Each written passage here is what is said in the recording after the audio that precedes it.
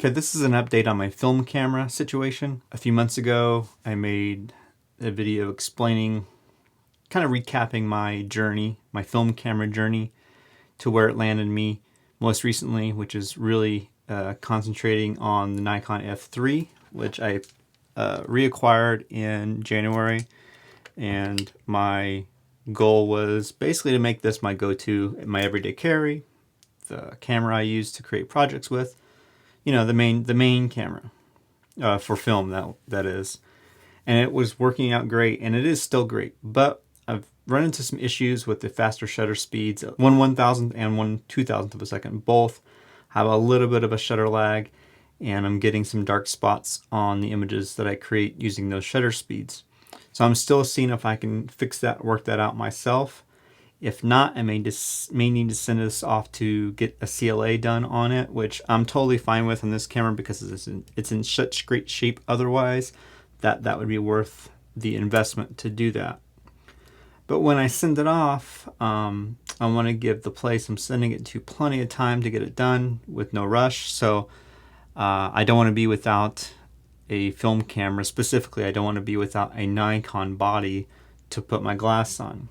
So most recently, I reacquired actually I'll just show you. I reacquired the Nikon F4. So I wanted to talk just for a short bit about the reason why and how I came about adding the F4 back to my collection. Well, the why is what I already explained pretty much, is that although I'm loving using the F3, is running into some issues, and with the projects that I'm working on, I needed to have some reliability. I needed to trust the camera that I don't have any issue with any of the shutter speeds or anything like that. So I needed to find something that could give me that reliability while I get the F3 fixed or maintained. So I've owned the F4 before, so I'm very familiar with it. I know the ups and downs and the whole deal. So I ran across a really, really good buy, and I couldn't pass it up. I sold a couple other film cameras and a lens, I think, to pay for this one. And I'm really happy I have it because this one is in great shape, just like my F3. I ran 4 rolls of film through this already, and multiple shutter speeds. Everything looks perfect, so I know that this is reliable, and I can use it for what I need to for the projects I need it for. You may be asking yourself, because I asked this to myself before I bought this too, is, well, why not just look for another F3? And I did, but there's multiple reasons why I didn't go with a second F3 to have 2 F3 bodies. One is price. F3s and F4s right now, for the most part, aren't really that, they're not cheap, and they're only going up, I feel like. So getting another F3 wasn't completely a cheap option. Neither was getting an F4, but what I did was just kept an eye out for both an F3 and F4, and when I found a good buy in the price range that I had in mind, that's the camera I would jump on, and it happened to be the F4. But another benefit of getting the F4 is now, once I get the F3 fixed, I'll have a good working F3 and a good working F4, and I can choose between the two. I'm sure many of you are familiar with the differences, but just real quick, I'll do more thorough videos later on. But obviously, the F4 was an autofocus camera, even though right now I'm not using it for that purpose. It was an autofocus camera. The F3 was manual focus. The F4 has an auto winder built in, so there's no film advance lever like on the F3. The F3 goes up to 1/2000th of a second shutter speed, and the F4 goes all the way up to 1/8000th. So there's some big differences like that. This has more metering options. This has spot metering and matrix metering.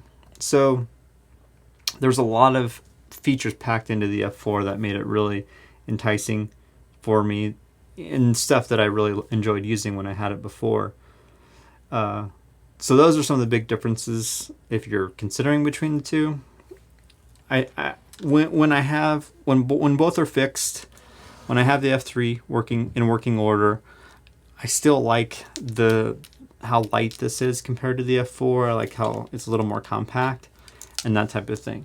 But that being said, when I look through a lot of my old film photos, I've created some really, really awesome pictures with the f4. So there's just something about this camera and some of the lenses that I use on it that kind of inspires me or makes it really easy for me to create solid work. You guys should let me know if you want me to do an f3 versus f4 video and go do a more thorough explanation of the differences.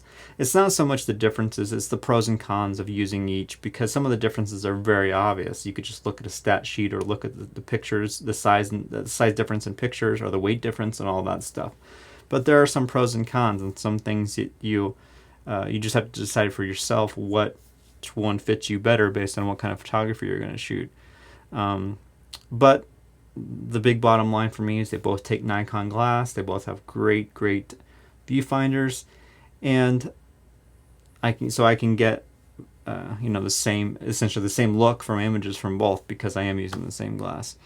So that's really it for this video. Just a real simple film camera update. I know many of you, if you've been following for a couple of years now, you've seen me go through the Canon film collection, and most recently started to get back into the Nikon world, and I'm really excited. I'm gonna keep building my Nikon collection for the moment, kind of see where it takes me. I've even debated maybe picking up a Nikon digital body again. I don't know if it'll be a used DSLR since they're really at decent prices right now, or if I want to add a Nikon mirrorless to my collection just to kind of see what's going on with their mirrorless bodies. But anyways, thanks again as always for watching. Let me know what you want to know about the f4 or the f3 or the differences between the two. And yeah, if you have any other questions about this camera or any other ones that I've talked about, let me know. Thanks again for watching, and I'll talk to you soon.